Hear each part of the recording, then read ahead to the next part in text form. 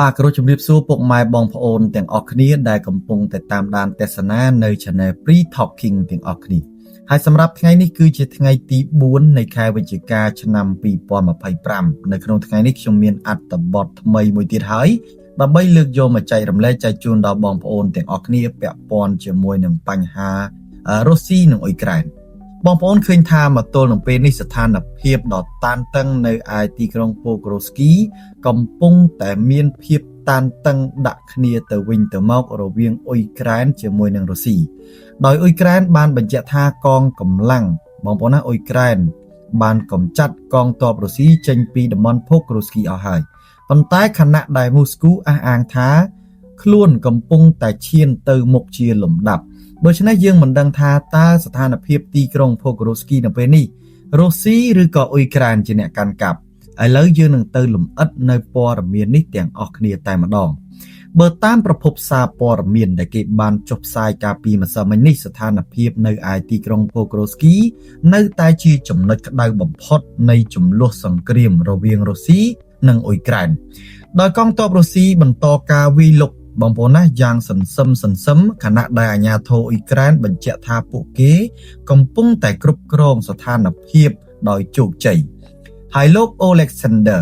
មេបញ្ជាការកងទ័ពអ៊ុយក្រែនបានបញ្ជាក់កាលពីថ្ងៃសៅរ៍ថា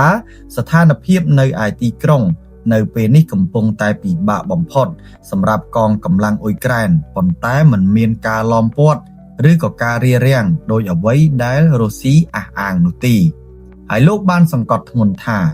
បន្ទុកចម្បងគឺស្ថិតនៅលើស្មារបស់អង្គភាពនៃកងកម្លាំងប្រដាប់អាវុធរបស់អ៊ុយក្រែនហើយជាពិសេសគឺប្រតិបត្តិការឧបករណ៍ហោះហើរដោយគ្មានមនុស្សបើកនិងអង្គភាពវាយប្រហារដូច្នេះបងប្អូនមកទល់នឹងពេលនេះគេរំពឹងថាគេមានដ្រូនឬក៏យន្តហោះគ្មានមនុស្សបើកសម្រាប់ការពារទៅលើកងទ័ពអ៊ុយក្រែនឥឡូវចាំមើលយើងចង់ដឹងថាតើវាមានអ្វីកើតឡើងបងប្អូនណាដូច្នេះហើយលោកមេបញ្ជាការប្រធានាធិបតីអ៊ុយក្រែនលោក Zelensky បានទទួលស្គាល់ថាកាលពីថ្ងៃសុក្រអង្គភាពរុស្ស៊ីមួយចំនួនបានជ្រៀតចូលទៅក្នុងទីក្រុងពូក្រូស្គីប៉ុន្តែលោកបានបញ្ជាក់ថាកងទ័ពអ៊ុយក្រែនបានកំពុងតែកម្ចាត់កងទ័ពរុស្ស៊ីចេញដោយជោគជ័យហើយក្នុងសន្ទរកថាកាលពីល្ងាចបងប្អូនណាថ្ងៃទី2ខែវិច្ឆិកាឆ្នាំ2025លោកបានរាយការណ៍ថាលោកមានលទ្ធផលល្អហើយជាលទ្ធផលដ៏សំខាន់ទៀតក្នុងការកំទេចកងទ័ពរុស្ស៊ីនៅឯព្រំដែនពូក្រូស្គីដោយសារតែការងាររបស់កងទ័ពវិស្វកម្មអ៊ុយក្រែនគឺមានផលប្រយោជន៍និងមានគុណសម្បត្តិច្រើនលោកបានសរសើរទៅលើកងទ័ពទាំងនេះថាជាកងទ័ពដែលហ៊ានសាងសង់ស្ពានឆ្ពោះទៅរកភាពជោគជ័យនិងហ៊ានដាក់មីនក្រោយការវាយប្រហាររបស់សត្រូវទោះជាយ៉ាងណាបងប្អូនឥឡូវយើងទៅមើលពាក់ព័ន្ធជាមួយនឹងរុស្ស៊ីគេនិយាយម្ដងមិញអ៊ុយក្រែនថាបានកម្ចាត់កងទ័ពរុស្ស៊ីចេញពីតំបន់ពូក្រូស្គីហើយប៉ុន្តែឥឡូវចាំមើលរុស្ស៊ីគេនិយាយម្ដងយើងចង់ដឹងថាតើពូក្រូស្គីនៅពេលនេះអ្នកណាជាអ្នកកាន់កាប់អ្នកណាជាអ្នកឈរជើងឲ្យប្រកបព្រោះតំបន់នេះគឺជាតំបន់ក្តៅបងប្អូនណាគឺជាតំបន់កំពុងតែក្តៅប្រឈមមុខដាក់គ្នាទោះជាយ៉ាងណាមន្ត្រីរុស្ស៊ីបានអះអាងថាការឈានទៅមុខគឺជាជំហានដ៏សំខាន់ដោយប្រកាសកាលពីថ្ងៃទី3ខែវិច្ឆិកាឆ្នាំ2025ម្សិលមិញនេះតែម្ដងថាកងទ័ពរុស្ស៊ីបានឈានទៅមុខបងប្អូនណាទៅរកទីក្រុងពូក្រូស្គីនិងបានធ្វើការវាយប្រហារយ៉ាងខ្លាំងក្លាលើគោលដៅឧស្សាហកម្មរបស់យោធាអ៊ុយក្រែន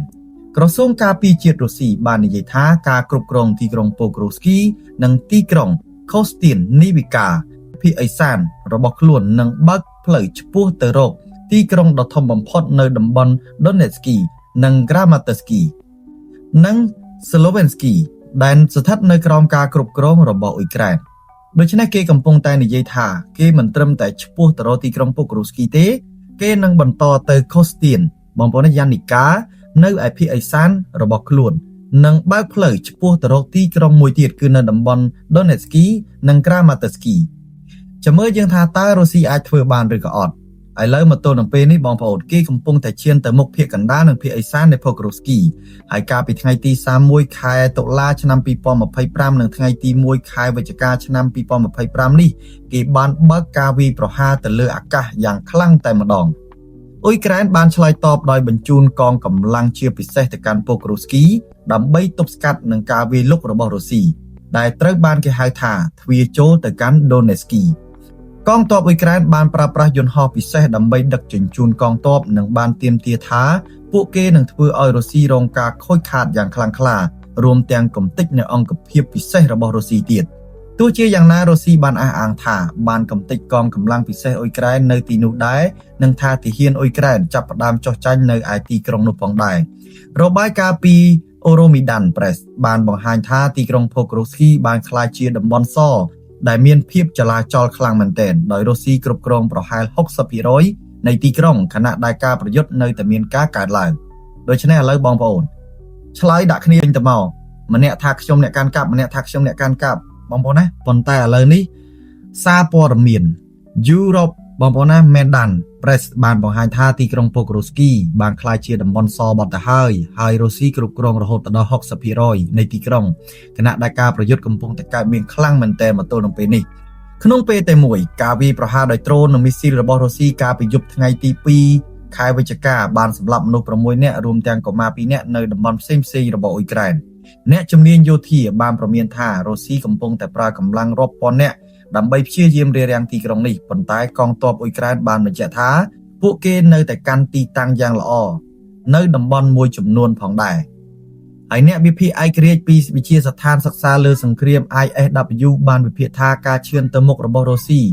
ជាពិសេសទៅរក Pokrovsky គឺយឺតខ្លាំងមែនទែនបើទោះបីជាពួកគេបានរក្សាសម្ពាធនៅតាមច្រកព្រំដែនក៏ដោយការប្រយុទ្ធគ្នានេះត្រូវគេចាត់ទុកថាជាការប្រយុទ្ធដ៏សំខាន់មួយដែលអាចប៉ះពាល់ទៅដល់សុវត្ថិភាពនៃតំបន់ Donetsky ទាំងមូល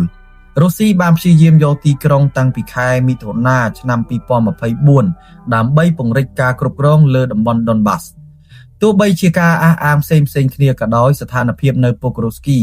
នៅតែមិនច្បាស់លាស់ដោយកងទ័ពទាំងសងខាងកំពុងតែប្រយុទ្ធមិនមានភាពងាយស្រួលនោះទេអ៊ុយក្រែនកំពុងតែពឹងផ្អែកទៅលើការគាំទ្រអន្តរជាតិបច្ចេកវិទ្យាទំនើបដូចជា UAV ដើម្បីទប់ស្កាត់ឈានទៅមុខរបស់សត្រូវបងប្អូននេះជាអត្ថបទដ៏ក្តៅគគុកមួយដែរពាក់ព័ន្ធជាមួយនឹងស្ថានភាពដ៏តឹងនៅឯទីក្រុង Pokrovsky ដូច្នេះហើយយើងចង់ដឹងថាតើអ៊ុយក្រែនឬក៏រុស្ស៊ីត្រូវបានកាន់កាប់ឥឡូវគឺបានសបញ្ជាក់ចេញមកហើយដោយសារព័ត៌មានមួយចំនួនដែលគេបានចុះផ្សាយនិងអ្នកវិភាគបងប្អូនណាឃើញថារុស្ស៊ីកាន់កាប់ 60% អ៊ុយក្រែន 40% ហើយបងប្អូនសម្រាប់តំបន់មួយនេះឥឡូវនេះកំពុងក្លាយជាតំបន់សហើយយើងសង្ឃឹមថាអ៊ុយក្រែននឹងអាចរក្សានៅតំបន់ Pokrovsky នេះបានដោយអ្វីដែលអ៊ុយក្រែនបានបញ្ជាក់រួមទាំងលោក Zelensky ផងដែរដូច្នេះសម្រាប់អត្ថបទខាងលើនេះក៏ឈានដល់ទីបញ្ចប់ផងដែរយើងនឹងទៅតាមដានទាំងអស់គ្នាទៀតថាតើដល់ជំហានណារវាងអ៊ុយក្រែននិងរុស្ស៊ីបងប្អូនណាឥឡូវនេះបងប្អូនសម្រាប់អត្ថបទក៏ឈានដល់ទីបញ្ចប់ដែរក៏សូមអរគុណដល់ពុកម៉ែបងប្អូនទាំងអស់គ្នាដែលចំណាយពេលវេលាដ៏មានតម្លៃក្នុងការតាមដានទស្សនាតាំងពីដើមរហូតដល់ចប់ប្រសិនបើបងប្អូនពេញចិត្តកុំភ្លេចចុច like ចុច subscribe ដើម្បីទទួលបានវីដេអូថ្មីៗពីខ្ញុំបាទបន្តទៀតនៅពេលនេះខ្ញុំបាទ Pri Talking ក៏សូមអរគុណនិងសូមគោរពលាជួបគ្នានៅវីដេអូក្រោយជាបន្តទៀតសូមអរគុណ